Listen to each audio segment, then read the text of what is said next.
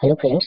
अगर आप दरोगा की तैयारी सीरियस तरीके से कर रहे हैं तो इस प्रैक्टिस सेट को इन तक जरूर सॉल्व कीजिए, क्योंकि यही प्रैक्टिस सेट आपको सिलेक्शन के और करीब ले जाएगा। इसमें आज हम लोग यूटोटेरिया के खाकी सीरीज बिहार एसआई का जो है इसी को सॉल्व करने वाले हैं। तो चलिए स्टार्ट करते हैं। प्रैक्टिस सेट नंबर फर्स्ट है।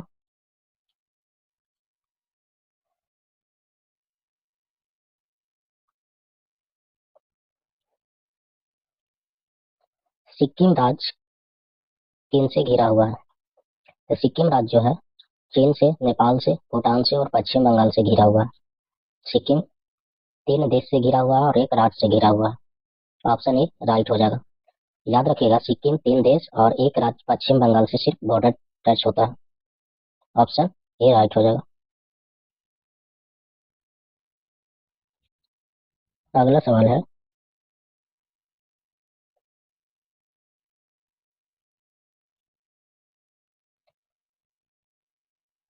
निम्नलिखित दरों को संबंधित राज्यों से सुमेलित करना है। तो आप सभी को पता होगा कि दिफू दर्रा कहाँ है? अरुणाचल प्रदेश में है।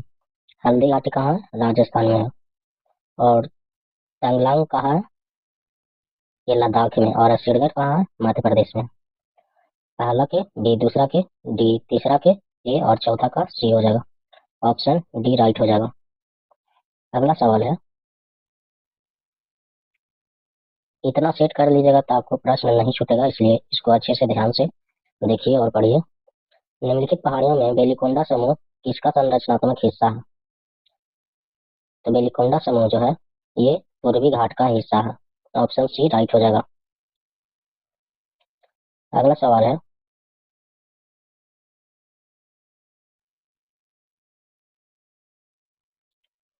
निम्नलिखित में से कौन सी भारत की नवीनतम पर्वत श्रेणी है? तो भारत का जो सबसे नवीनतम पर्वत है ये हिमालय है। हिमालय है जो नवीन बली पर्वत है। अरावली जो है ये अवशिष्ट पर्वत श्रेणी के अंतर्गत आता है। ये सबसे प्राचीन पर्वत है अरावली। अगला सवाल है,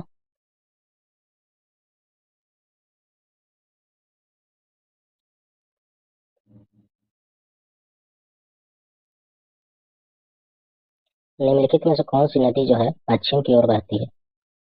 पश्चिम की ओर बहने वाली जो नदी है ये पेरियार हो जाएगा। ऑप्शन बी राइट हो जाएगा। अगला सवाल है, निम्नलिखित में से किस एक राज्य में सुई नदी परियोजना है? तो सुई नदी परियोजना जो है ये हिमाचल प्रदेश में है। ऑप्शन डी राइट हो जाएगा।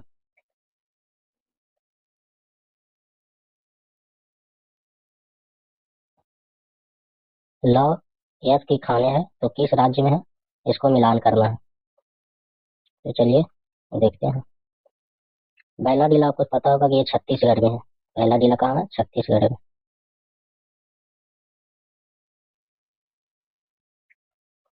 तीन का तीन हो जाएगा। तो दो ऑप्शन छट जाएगा, पहला और चौथा।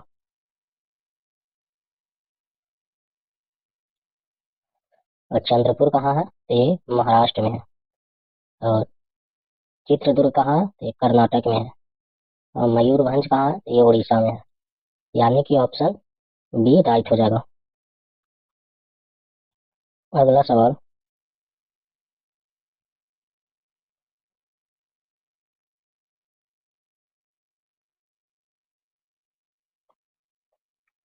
निम्नलिखित में से कौन सा एक स्थलरूद्ध बंदरगाह है? तो स्थलरूद्ध बंदरगाह कौन सा है? तो ये विशाखापट्टनम है। ऑप्शन ए सही हो जाएगा। प्रश्न नंबर 9 है, निम्नलिखित जनजातियों में से कौन सी भारत के अंडमान और निकोबार द्वीप समूह में निवास नहीं करती है? ध्यान दीजिएगा। तो 9 नंबर सवाल का जो राइट आंसर होगा ये रेंगमा हो जाएगा। ऑप्शन बी सही हो जाएगा। अंडमान निकोबार में सोपिन जनजाति, हालचू जनजाति और ओंगे जनजाति निवास करती है, लेकिन रेंगमा निवास नहीं करती है। अगला सवाल, हमारे सौर मंडल में क्षुद्र ग्रह पट्टी निम्नलिखित में से किन ग्रहों के बीच अवस्थित है? हमारे सौर मंडल में क्षुद्र ग्रह जो है ये पट्टी है जो किन ग्रहों के बीच अवस्थित है?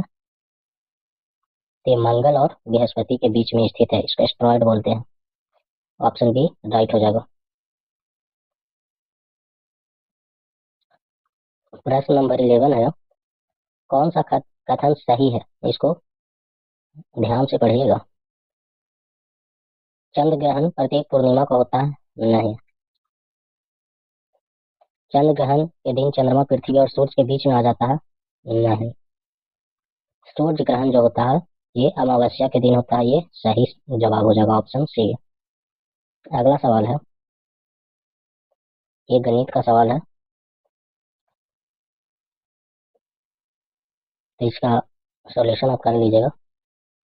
इसका राइट आंसर जो हो जाएगा ये 47/48 हो जाएगा।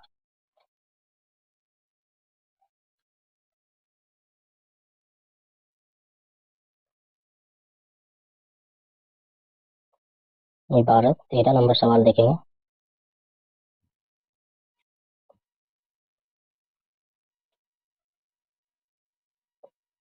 भूमध्य सागर निम्नलिखित में से किस जल संधि द्वारा अटलांटिक महासागर से जुड़ा हुआ है? भूमध्य सागर जो है किस जल संधि द्वारा अटलांटिक महासागर से जुड़ा हुआ है? तो ये जिब्राल्टर जल संधि के द्वारा जुड़ा है, ऑप्शन सी राइट हो जाएगा। ऊर्जा संरक्षण का सिद्धांत किससे संबंधित है? ऊर्जा संरक्षण का जो सिद्धांत है ऊष्मा गति के प्रथम नियम से संबंधित है, ऑप्शन ए सही जवाब हो जाएगा। अगला सवाल है कि जलवायु परिवर्तन पर संयुक्त राष्ट्र का सम्मेलन COP21 आयोजित कहाँ हुआ था? तो COP21 का जो आयोजन हुआ था ये पेरिस फ्रांस में हुआ था, ऑप्शन बी राइट हो जाएगा। अगला सवाल है कि शुंग शासकों ने अपनी राजधानी कहाँ स्थापित किया था? तो शुंग वंश की जो राजधानी थी ये विदिशा था, ऑप्शन ए सही जवाब हो जाएगा। अगला सवाल है, उपनिषदों को फारसी भाषा में अनुवाद किसने किया था? उपनिषदों को फारसी भाषा में अनुवाद क्या कहलाता है? इसका सही जवाब हो जाएगा सीर ए अकबर के नाम से जाना जाता है। उपनिषद को फारसी भाषा में जो अनुवाद हुआ था ये सीर ए अकबर के नाम से जाना जाता है। अगला सवाल है, निम्नलिखित में से दक्षिण भारत में स्थित एकमात्र महाजनपद कौन सा था? दक्षिण भारत में स्थित एकमात्र महाजनपद कौन था? ये असमत था, ऑप्शन बी राइट हो जाएगा। अगला सवाल है,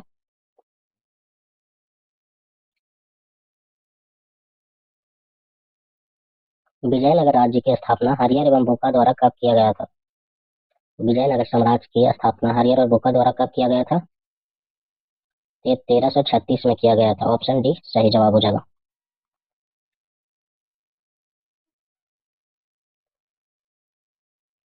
20 नंबर प्रश्न है कि मुंगेर में बड़हिया ताल या बर्खास्त आंदोलन का नेतृत्व किसने किया था?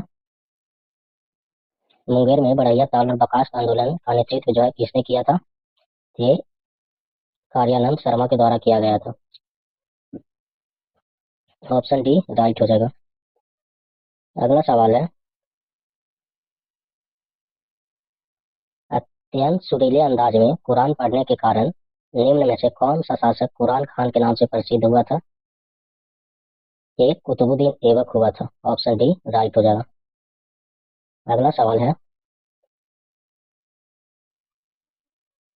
निम्नलिखित क्रांतिकारियों में से कौन काकोरी ट्रेन डकैती कांड से संबंधित नहीं था?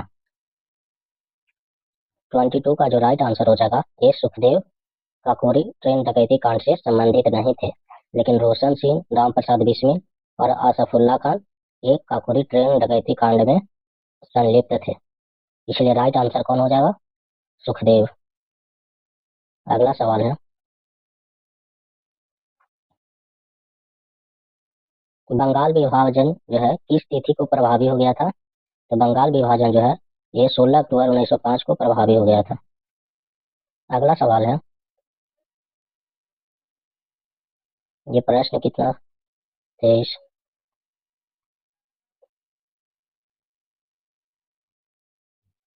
प्रश्न नंबर 24 है, सुभाष चंद्र बोस द्वारा अंतरिम सरकार की स्थापना कब किया गया था? तो सुभाष चंद्र बोस द्वारा अंतरिम सरकार की जो स्थापना किया गया था यह 21 अक्टूबर 1943 को किया गया था। अगला सवाल है, महारानी विक्टोरिया को किस वर्ष भारत की समग्री घोषित किया गया था? तो महारानी विक्टोरिया को 1877 ईस्वी में भारत का समग्री घोषित किया गया था। अगला सवाल है, कांग्रेस के किस अधिवेशन में कांग्रेस के सदस्यों को खादी वस्त्र पहनना अनिवार्य कर दिया था? कांग्रेस के किस अधिवेशन में कांग्रेस के सदस्यों को खादी वस्त्र पहनना अनिवार्य कर दिया था? तो ये किया था 1926 के गुवाहाटी अधिवेशन में। ऑप्शन बी राइट हो जाएगा।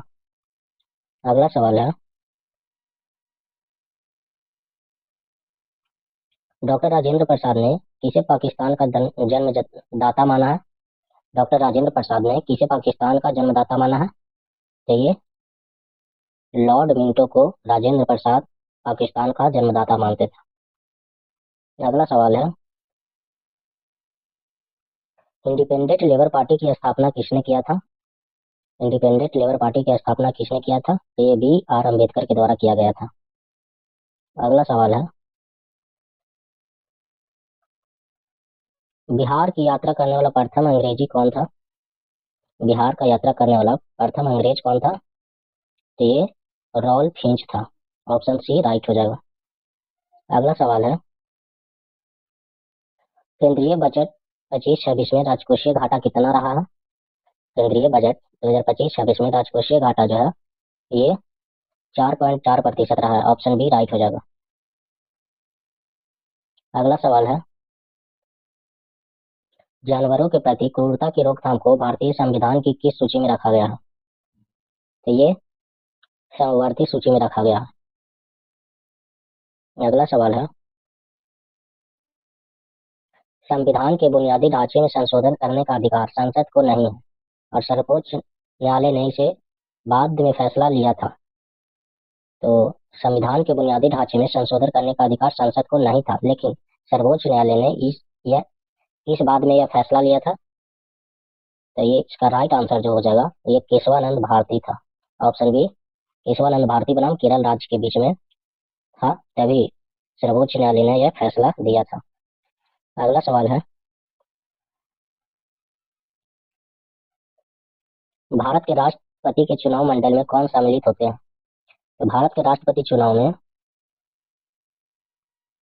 संसद के दोनों सदनों से निर्वाचित सदस्य एवं राज्य विधानसभा के सभी निर्वाचित सदस्य शामिल होते हैं। तो इसका right answer option number D हो जाएगा। अगला सवाल है,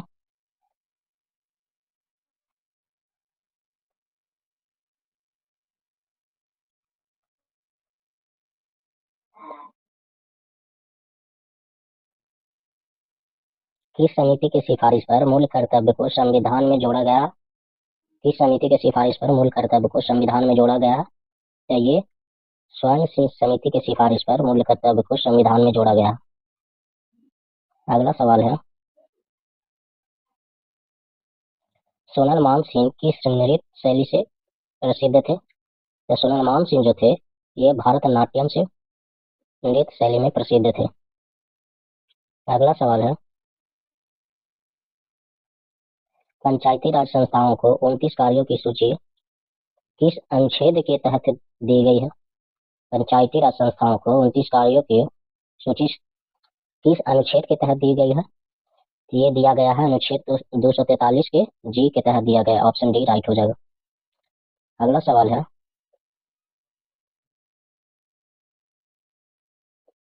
राज्य विधानमंडल में विधान परिषद के प्रबंध के संबंध में निम्नलिखित में से कौन सा कथन सही नहीं है?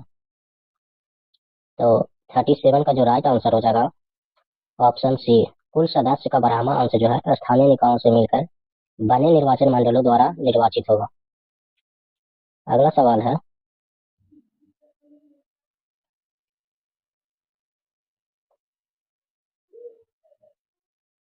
राष्ट्रीय हरित न्यायाधिकरण की स्थापना किस वर्ष किया गया था? राष्ट्रीय हरित न्यायाधिकरण की जो स्थापना है ये 2010 में किया गया। ऑप्शन सी राइट हो जाएगा। 39 नंबर सवाल है, 26 नवंबर 1949 को भारत के संविधान के निम्नलिखित में से कौन सा प्रावधान लागू हुए थे? 26 नवंबर 1949 को भारत के संविधान के निम्नलिखित में से कौन सा प्रावधान लागू हुआ था? तो इसका राइट जवाब हो जाएगा इसमें नागरिकता को भी लागू किया गया था और निर्वाचन को भी, और अस्थायी संसद को भी।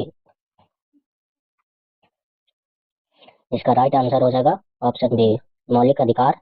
76वां संविधान संशोधन के तहत, सॉरी 42वां संविधान संशोधन के तहत 1976 में मौलिक अधिकार को लागू किया गया था। अगला सवाल है,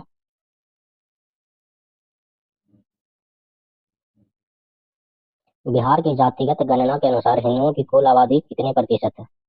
बिहार के जातिगत जनगणना के अनुसार हिंदुओं की कुल आबादी कितने प्रतिशत है? तो ये 81.99% है। अगला सवाल, निम्नलिखित में से शासन के बढ़ते स्तर के आधार पर कौन सा क्रम सही होगा? तो सबसे पहले जो आएगा ये ग्राम सभा आएगा, उसके बाद आएगा पंचायत समिति, उसके बाद आएगा जिला परिषद, यानी ऑप्शन बी राइट हो जाएगा। अगला सवाल है,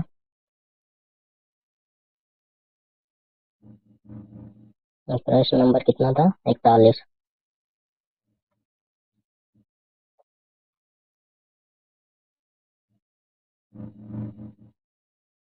अनुसूचित जातियों के लिए अलग राष्ट्रीय आयोग किस वर्ष अस्तित्व में आया था? अनुसूचित जातियों के लिए अलग राष्ट्रीय आयोग जो है ये 2004 में आया था, ऑप्शन ए राइट हो जाएगा। अगला सवाल है, बॉर एंड वोमेन पुस्तक के लेखक कौन है? तो 43 का जो राइट आंसर हो जाएगा डॉक्टर M A हसन है, ऑप्शन ए राइट हो जाएगा। देश की प्रथम बोलती फिल्म आलम आरा जो है इसका निर्देशक कौन थे? देश की प्रथम बोलती फिल्म आलम आरा के निर्देशक कौन है? तो ये आरदे सिरी आरदे सिर ईरानी है, ऑप्शन ए राइट हो जाएगा। अगला सवाल है, मधुमक्खी के डंक मारने पर किस पदार्थ के उपयोग से आराम मिलता है? मधुमक्खी के डंक में फॉर्मिक अम्ल होता है और इसमें बेकिंग सोडा का इस्तेमाल करने से आराम मिलता है। अगला सवाल है, रोमानिया की राजधानी कहाँ है? तो रोमानिया का जो राजधानी है ये बुखारेस्ट है, ऑप्शन डी राइट हो जाएगा। आंतरिक सुरक्षा अकादमी कहाँ स्थित है? तो आंतरिक सुरक्षा अकादमी जो है ये माउंट आबू पर स्थित है, ऑप्शन ए राइट हो जाएगा। आंतरिक सुरक्षा अकादमी कहाँ स्थित है? तो माउंट आबू पे स्थित है। अगला सवाल है, भारत में ग्रामीण तथा शहरी क्षेत्रों में गरीबी रेखा के निर्धारण के लिए स्वीकृति कैलोरी की आवश्यकता प्रति व्यक्ति प्रतिदिन क्रमशः कितना होता है?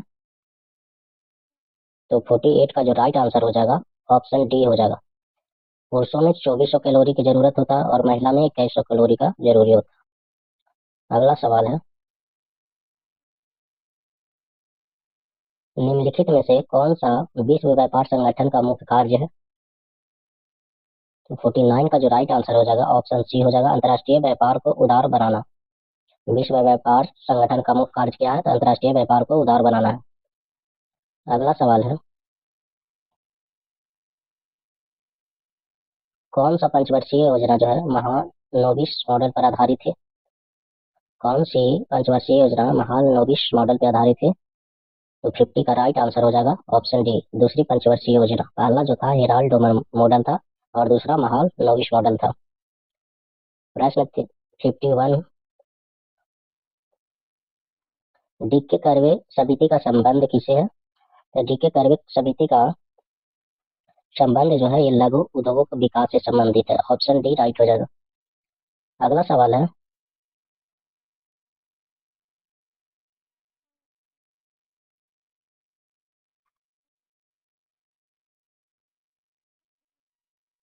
अगला सवाल मैथ का है इसलिए आप लोग कर लीजिएगा, है बहुत आसान। 51 का 52 का जो राइट आंसर हो जाएगा ऐसे 1 हो जाएगा, ऑप्शन ए हो जाएगा राइट।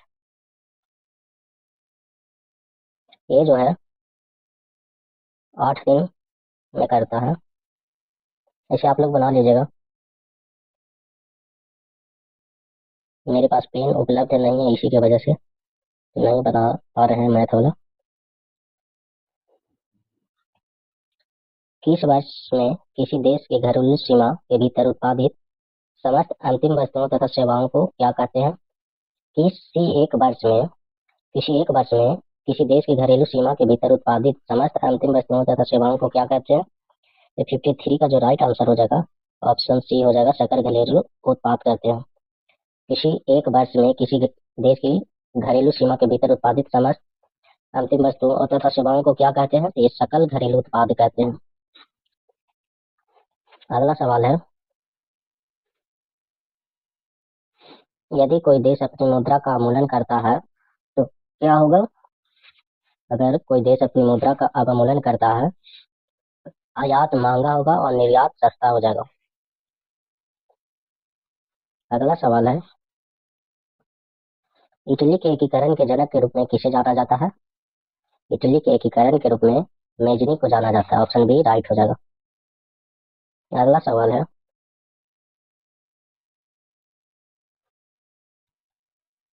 पिरामिड पिरामिड जो है किसने बनवाए? तो पिरामिड जो है ये फिरौन के द्वारा बनाया गया था, ऑप्शन ए राइट हो जाएगा। अगला सवाल है,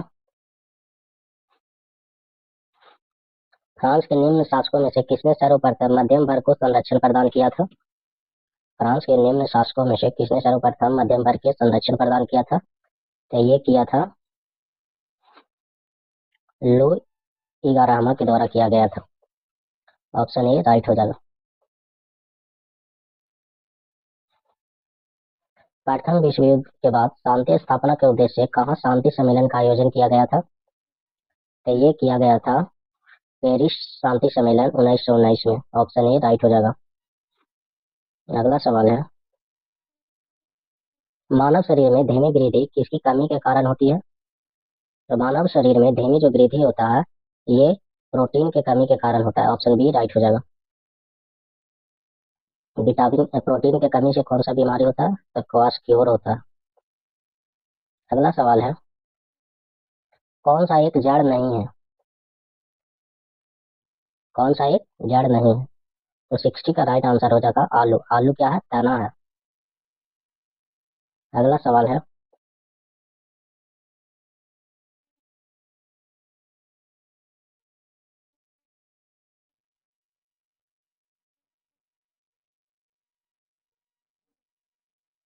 केचुए के श्वसन के संदर्भ में निम्नलिखित में से कौन सा सही है? केचुए के श्वसन के संदर्भ में केचुआ जो है त्वचा द्वारा श्वसन करता है, ऑप्शन बी सही जवाब हो जाएगा।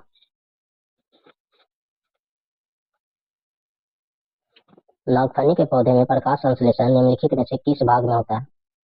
नागफनी में जो होता है ये तने में होता है, ऑप्शन बी राइट हो जाएगा। अगला सवाल है, पादपों के संदर्भ में निम्नलिखित कथनों पर विचार कीजिए। सभी पादप अपना भोजन स्वयं बना संश्लेषित करते हैं। दूसरा, पादप मृदा में उपस्थित नाइट्रोजन जड़ों की सहायता से प्राप्त करते हैं। पादप मृदा में उपस्थित जो नाइट्रोजन होता है जड़ों की सहायता से प्राप्त करता है। एक सही है या दो सही है या इनमें से दोनों सही है? तो इसका राइट आंसर होगा केवल दो। पादप मृदा में उपस्थित नाइट्रोजन जो होता है ये जड़ों की सहायता से प्राप्त करता है। सभी पादप अपना भोजन स्वयं संश्लेषित नहीं करता है, ये गलत है। अगला सवाल है, ये मिलान करना है। हमासे जो है 64 नंबर क्वेश्चन में हमासे जो है ये अम्ल का विमोचन करता है, 1 के 4 हो जाएगा। 1 के 4 हो जाएगा। और छोटी आंत जो है ये पचे भोजन का रुधिर वाहिकाओं में अवशोषण करता है। और बड़ी आंत का जो काम है ये जल का अवशोषण करता है। और यकृत जो है ये शरीर की सबसे बड़ी ग्रंथि है, यानी इसका राइट आंसर हो जाएगा 4, 4, 2, 3, 1, ऑप्शन बी राइट हो जाएगा। अगला सवाल है,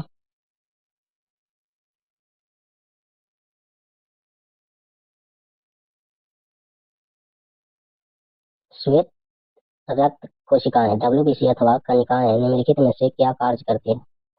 डब्ल्यूबीसी अथवा कणिका का क्या काम है? तो 65 का जो राइट आंसर होगा, ये रोगाणु से लड़ता है, रोग प्रतिरोधक क्षमता इसलिए इसको।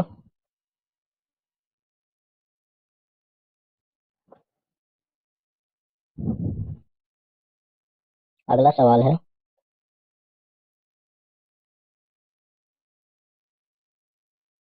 चिकित्सक हृदय स्पंदन को मापने के लिए निम्नलिखित में से किस यंत्र का उपयोग करता है? तो 66 का राइट आंसर हो जाएगा, स्टेथोस्कोप का उपयोग करता है। चिकित्सक जो होता है हृदय स्पंदन को मापने के लिए स्टेथोस्कोप का प्रयोग करता है। अगला सवाल है, लाइसोसोम बनने के लिए निम्नलिखित में से कौन सा उत्तरदायी है? तो लाइसोसोम बनने के लिए गोल्गी काय का होना जरूरी है। अगला सवाल है,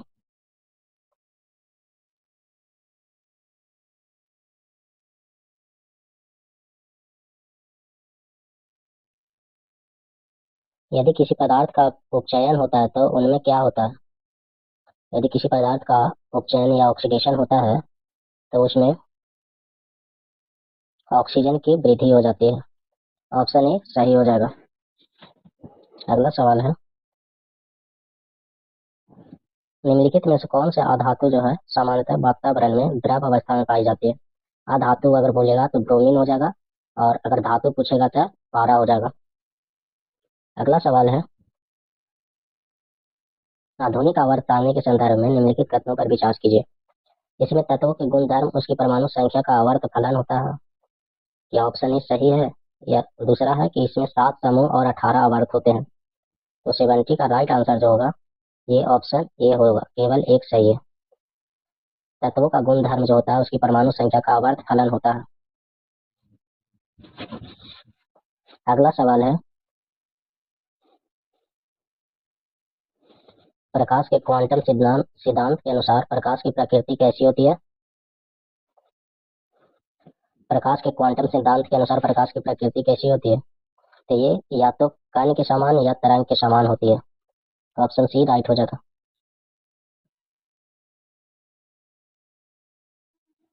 अगला सवाल है, विद्युत धारा की दिशा होती है विद्युत धारा की दिशा होती है ये विद्युत धारा का जो दिशा होती है, ये परिपथ में इलेक्ट्रॉनों के प्रवाह की दिशा के विपरीत होता है।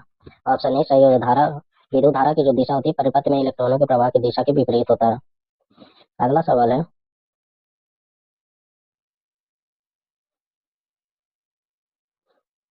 इसको भी मिलान करना है।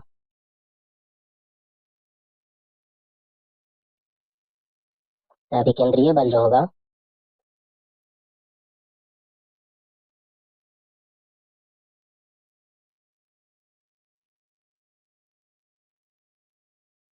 अभिकेंद्रीय बल जो होगा, ये F बराबर एम भी स्क्वायर बाई आर हो जाएगा, यानी कि पहला के 3 हो जाएगा।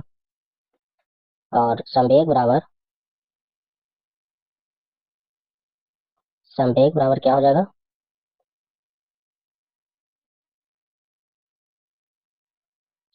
पी इंटू एम भी हो जाएगा। संवेग बराबर पी इंटू एम भी हो जाएगा।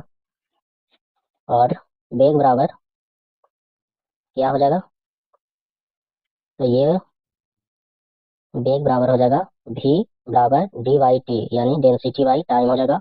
और त्वरण बराबर ए बराबर v minus you by T हो जाएगा। अंतिम वेग माइनस प्रारंभिक वेग बटा समय हो जाएगा, यानी ऑप्शन डी राइट हो जाएगा। अगला सवाल है, 1 माइक्रोन में कितना सेंटीमीटर होता है? 1 माइक्रोन में कितना सेंटीमीटर होता है? तो ये 0.0001 होता है। 1 माइक्रोन बराबर 10⁻⁻6 होता है। और अगर सेंटीमीटर में पूछेगा तो -2 से 10⁻⁻2 से गुना होगा।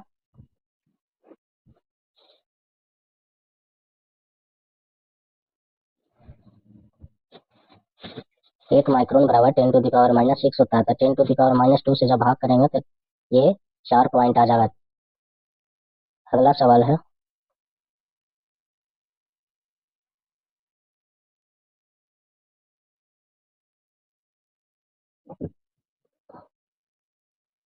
लोलक का अंतः बिंदु चरम स्थिति पर पहुंचता है तो क्या सही है? लोलक का अंत बिंदु चरम स्थिति पर पहुंचता है तो निम्नलिखित में से क्या सही है? तो 75 का जो राइट आंसर हो जाएगा ऑप्शन ए सही हो जाएगा, त्वरण अधिकतम होता है। अगला सवाल है,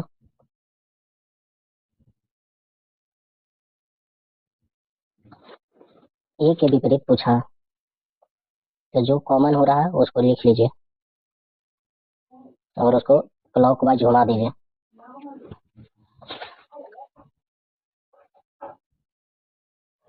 ए एफ कॉमन हो रहा है इसमें, थर्ड और टू में, तो एफ लिख लेंगे, फिर ई लिखेंगे, उसके बाद डी लिखेंगे। फिर यहाँ से एफ कॉमन हो रहा था तो एफ लिख लेंगे, उसके बाद डी। अगर एफ और डी कॉमन हो रहा है तो एफ और डी जब कॉमन होगा तो ई के उल्टा ए हो जाएगा, ऑप्शन ई के उल्टा ए हो जाएगा, ऑप्शन ए राइट हो जाएगा, 76 के ए हो जाएगा। अगर जब दो फेस कॉमन हो रहा है तो तीसरा अपने आप उसका उल्टा हो जाता है। अगर एक एक कॉमन होगा तो इसी तरह से क्लॉकवाइज घुमा देंगे। अगला सवाल है, किसी मूलधन पर 5% वार्षिक ब्याज की दर से 2 वर्ष का चक्रवृद्धि ब्याज और साधारण ब्याज का अंतर ज्ञात करें। तो 2 साल का अगर अंतर निकालना हो तो पी आर स्क्वायर अपॉन 100 के स्क्वायर कर दीजिएगा, तो इसका सही आंसर आ जाएगा पी आर स्क्वायर बटा 100 के स्क्वायर कर दीजिएगा। और ब्याज अंतर में लिख दीजिएगा, ब्याज बराबर अगर निकालना हो तो ब्याज बराबर पी आर स्क्वायर अपॉन 100 के स्क्वायर करिएगा, तो इसका राइट आंसर आ जाएगा। से इसका राइट आंसर जो होगा ये सी हो जाएगा, 2000 रुपया होगा।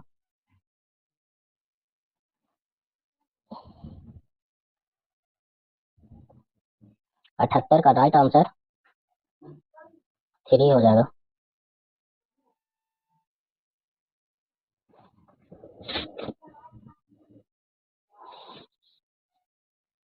तो 78 का राइट आंसर क्या हो जाएगा? 3 हो जाएगा।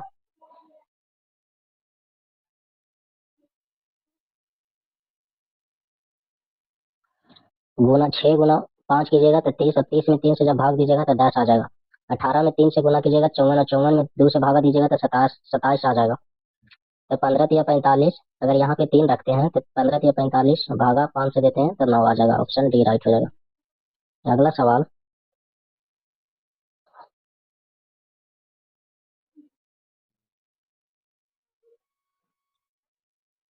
हेम झंझावत निम्नलिखित में से किस क्षेत्र की विशेषता है?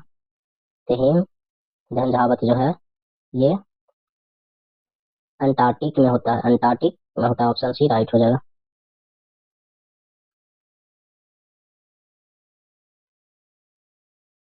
उसने कहा कि मैं कल तुम्हारे घर जाऊंगा, यह कौन सा वाक्य है? तो ये मिश्र वाक्य हो जाएगा। चाचा संज्ञा से विशेषण शब्द बनेगा, चाचा संज्ञा से विशेषण शब्द जब बनेगा तो चचेरा हो जाएगा, ऑप्शन सी राइट हो जाएगा। अगला सवाल है, translate the following sentence into Hindi करना है। Women learn English faster than man, तो इसका सही जो होगा, महिलाएं पुरुषों की तुलना में अंग्रेजी जल्दी सीखती है, ऑप्शन डी राइट हो जाएगा। अटका बनिया दे उधार मुहावरे का सही अर्थ क्या है? अटका बनिया दे उधार मुहावरे का सही अर्थ जो होगा ये बेचारगी में कष्ट सहना होगा, ऑप्शन सी सही हो जाएगा। 84 का वन हु लव्स बुक, इसको क्या बोलते हैं? वन हु लव्स बुक, जो किताबों से प्यार करता हो उसको हम लोग बिब्लियोफाइल बोलते हैं, ऑप्शन बी सही हो जाएगा।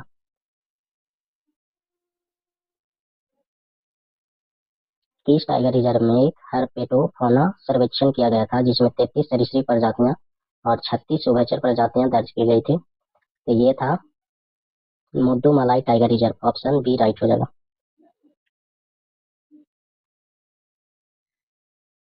अगला सवाल है, दीपक कर्माकर जिन्होंने हाल ही में अपनी सेवानिवृत्ति की घोषणा की, किस खेल से जुड़े हुए थे? तो दीपक कर्माकर जो था ये बैडमिंटन से जुड़ी हुई थी, ऑप्शन बी राइट हो जाएगा।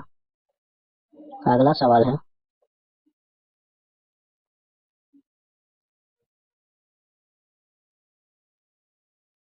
माउंट एडम्स एक स्ट्रेटो वोल्केनो है, यह किस देश में स्थित है? माउंट एडम्स एक स्ट्रेटो वोल्केनो है, यह किस देश में स्थित है? तो ये जो है संयुक्त राज्य अमेरिका में स्थित है। ऑप्शन ए सही हो जाएगा। अगला सवाल है, साहित्य नोबेल पुरस्कार 2024 किसे दिया गया है?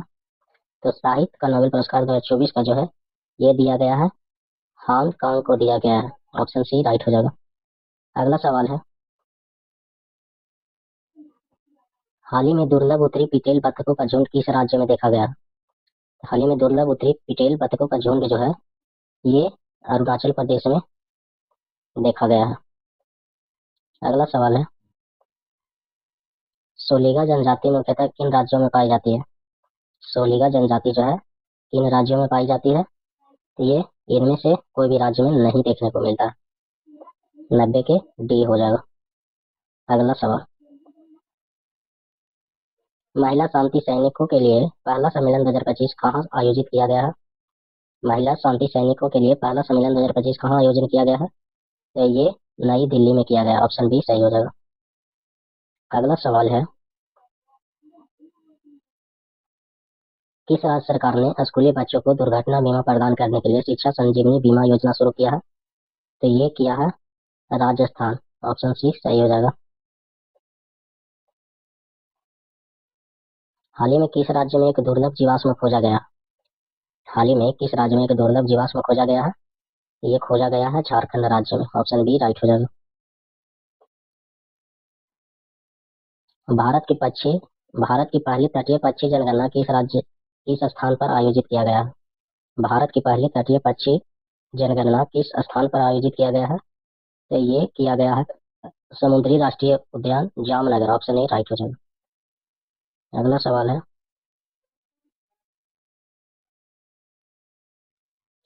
स्फेरिक्स टेलीस्कोप किस अंतरिक्ष संगठन का पहल है? स्फेरिक्स टेलीस्कोप किस अंतरिक्ष संगठन की पहल है? तो ये है नासा का। ऑप्शन डी राइट हो जाएगा। अगला सवाल है, हाल ही में किस संस्थान ने मृदा प्रदूषण से निपटने और कृषि को बढ़ावा देने के लिए बैक्टीरिया विकसित किया है? तो ये किया है IIT Bombay. Option C right हो जाएगा। अगला सवाल है,